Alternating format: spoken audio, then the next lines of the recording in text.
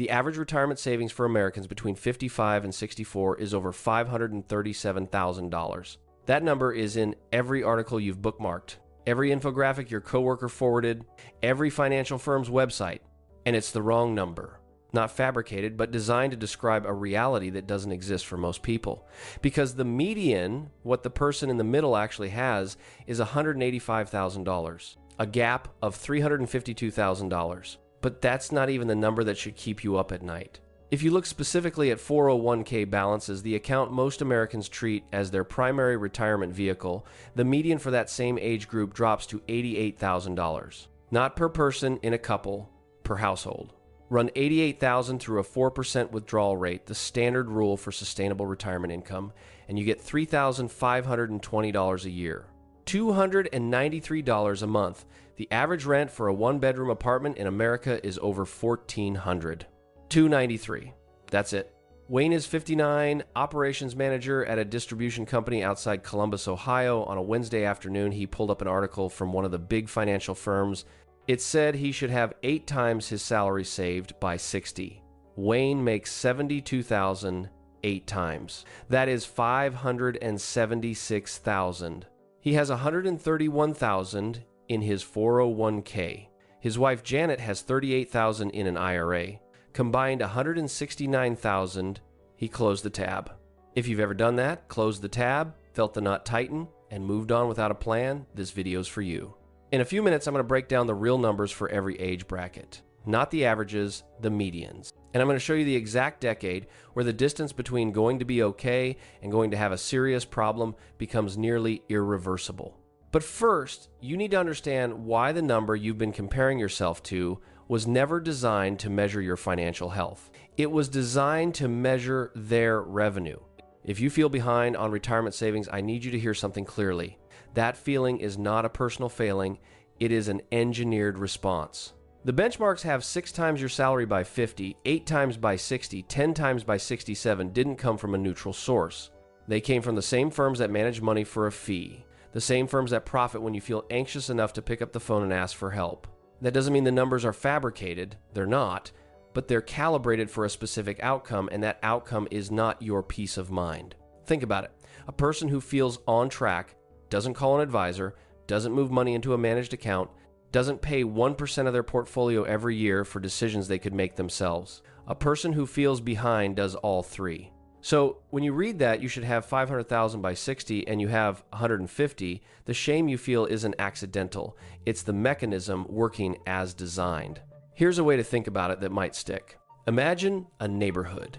10 houses on a block. 9 of them are modest ranch homes, 3 bedrooms, 1 garage, well-maintained, but nothing flashy. The 10th house at the end of the street is a McMansion. 5,000 square feet, 3-car garage, pool in the back. Someone writes an article that says the average home value on this block is $1.2 million. Technically true. The McMansion is worth $6 million. The 9 ranch homes are worth $350,000 each. Average those together and you get a number that describes exactly 0 of the 10 homeowners. The median, the house in the middle, is $350,000. That's what the block actually looks like. But nobody writes articles about the median because the median doesn't make you feel like you need to upgrade. That's what's happening with retirement savings. The average is the McMansion.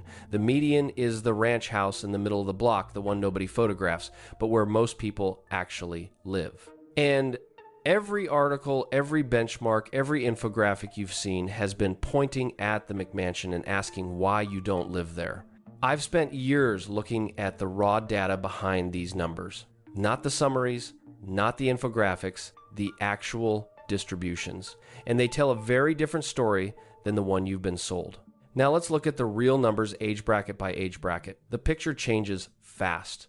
The data I'm about to show you comes from the Federal Reserve's Survey of Consumer Finances. It's the most comprehensive financial survey of American households in existence, conducted every 3 years. The most recent data is from 2022. Here's what it shows when you compare the average to the median at every age. For Americans under 35, the average retirement savings is about $49,000. The median is $18,880. The gap between the two is roughly $30,000. Noticeable, but not alarming. Now watch what happens. For 35 to 44, The average jumps to $142,000. The median is $45,000. The gap has grown to nearly $100,000.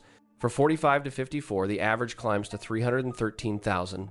The median is $115,000. The gap is almost $200,000. And for 55 to 64, the group closest to retirement, the average hits $538,000. The median sits at $185,000. The gap is $353,000. Do you see the pattern? The gap doesn't just grow, it accelerates. At 30, the average and the median are neighbors on the same block. By 55, they live in different zip codes. By 65, different countries. Why?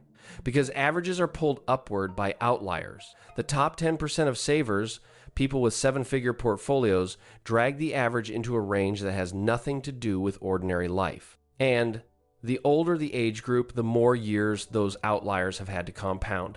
The distortion gets worse with every decade. But here's the layer that almost nobody reports.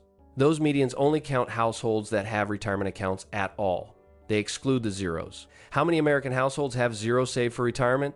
46%. Nearly half the country. Include them, and the median for 55 to 64 collapses. Researchers at the Richmond Federal Reserve have put the unconditional median at roughly $10,000. $10,000. For people within a decade of retirement. So when a 52-year-old woman with $110,000 saved reads an article telling her she should have $300,000 or more, she doesn't just feel behind. She feels like a failure. But measured against her actual peer group, including the 46% with nothing at all, she's not just average, she's well above it. The McMansion didn't move. But the more houses you count on the block, the more obvious it becomes that nobody else on the street looks like it. Now here's the part that changes everything. There is a specific 10-year window, a single decade, where the distance between going to be okay and going to have a serious problem becomes nearly permanent. And if you're watching this right now, there's a good chance it's the decade you're living through. Wayne didn't know any of this when he closed that tab on Wednesday. He'd been contributing to his 401k for 22 years, never missed a paycheck, never maxed it out either. He always put in enough to get the full employer match. 6% of his salary matched at 50 cents on the dollar. That gave him about 9% total going in every year. It felt responsible. It felt like enough. At 59, with $131,000 in his account and Janet's $38,000 in her IRA, they had a combined $169,000. The article said $576,000. The gap felt like a canyon he'd never cross. But a few days later, Wayne did something most people don't. He didn't just look at the average, he looked up the median. For his age group, the median 401k balance, according to Vanguard's data, was $87,571. Wayne had $131,000. He was above median, significantly above it. The relief was immediate, and it lasted about 10 minutes. Because then Wayne asked a different question. Not where do I rank compared to everyone else, but what does $169,000 actually buy me in retirement? He pulled out his phone. $169,000 times 4%, $6,760 a year, divided by 12, $563 a month. He added estimated Social Security about $2,000 a month for himself, $1,100 for Janet. Total projected household income in retirement, $3,663 a month. Their current monthly expenses run about $4,800. The gap, $1,137 every month for the rest of their lives. Wayne sat with that number for a long time. Hold it in your head. We're coming back to it. If this is landing for you, subscribe. The YouTube algorithm doesn't keep showing you videos like this unless you tell it to. I don't sell courses. I don't have affiliate links. I don't manage money. The deal is simple. You watch, I make more of these. What Wayne calculated next and the 3 decisions that turned his math around are coming in a few minutes. But first, we need to talk about the part of this equation that nobody in the financial industry wants you to understand. Because the gap Wayne found isn't about discipline, it's about trajectory. And the decade you're in right now is where trajectory becomes destiny. You probably think the problem is that people don't save enough. That's part of it, but it's not the core issue. The core issue is that every benchmark you've ever seen shows you a snapshot, A single number at a single age. And a snapshot can't tell you whether you're accelerating or decelerating. It can't tell you whether the trend is going to close the gap or widen it. A snapshot at 55 can look identical for two people with completely different futures. Here's why that matters, and here's why the decade of your 50s is the most consequential financial decade of your life. Let's run two scenarios, both start at the same place. Scenario A.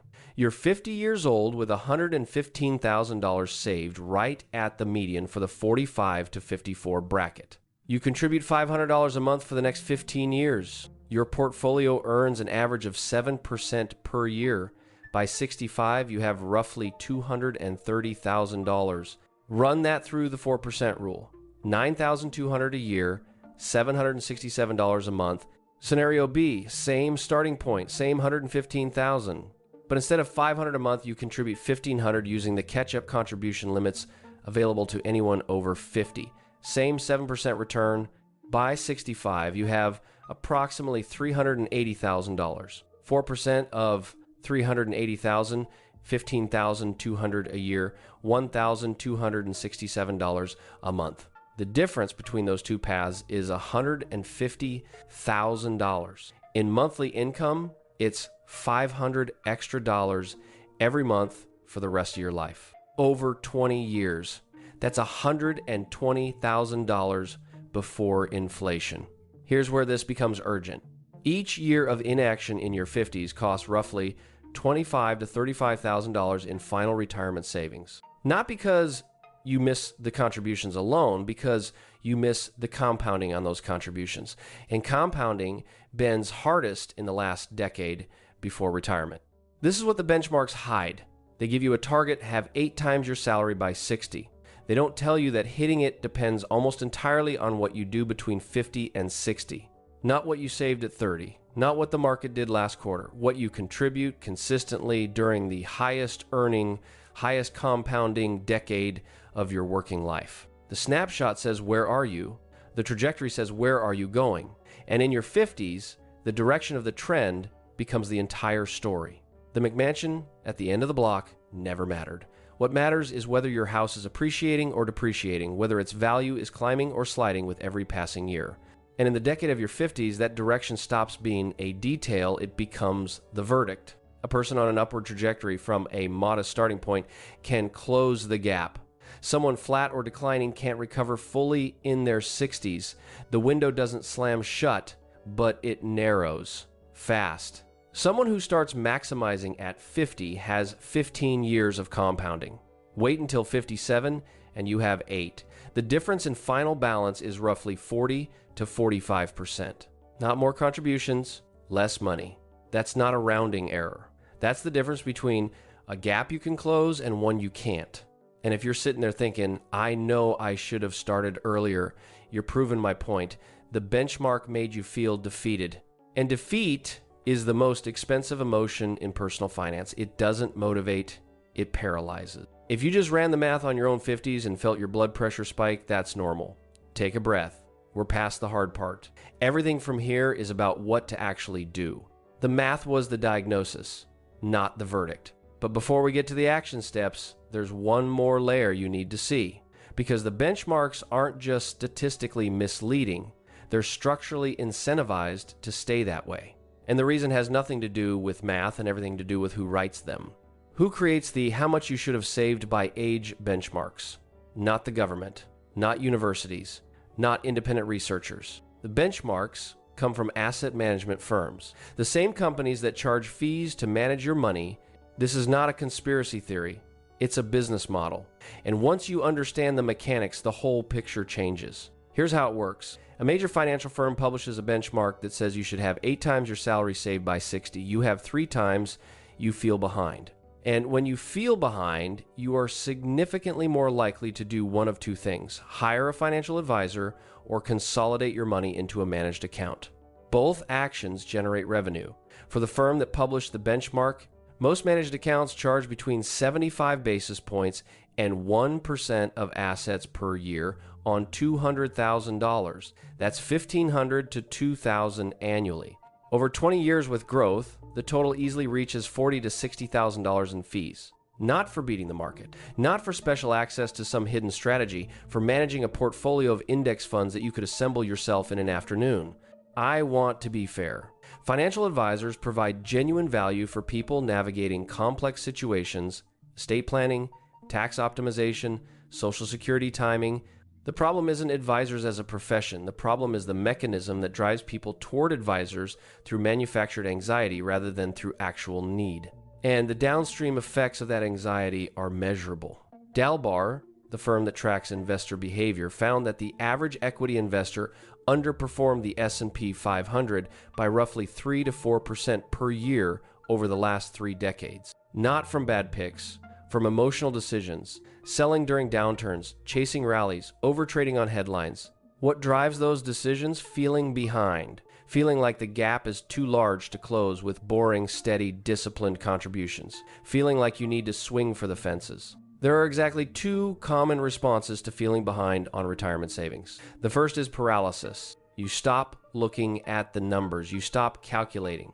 You contribute just enough for the match and try not to think about it. The second is overreaction. You chase high-risk investments. You shift to an aggressive allocation at exactly the age when stability matters most. You make trades based on fear instead of math. Both responses are worse than the boring middle path, and both are triggered by the same thing, comparing yourself to a number that was inflated by design. The neighborhood was never the problem. The problem was that someone put a for sale sign on the McMansion and told you that's what your house should be worth, and you either gave up or took out a second mortgage trying to match it. Neither response builds a comfortable retirement. The only one that works is stepping back, looking at the actual block, and asking a different question. Not, how far behind am I? But what does my house actually need to be worth for me to live the way I want? The average was never your peer group. It was your pressure point. Now back to Wayne. That gap of $1,137 a month, here's what he did about it. Wayne stopped comparing himself to $537,000. He stopped reading the articles.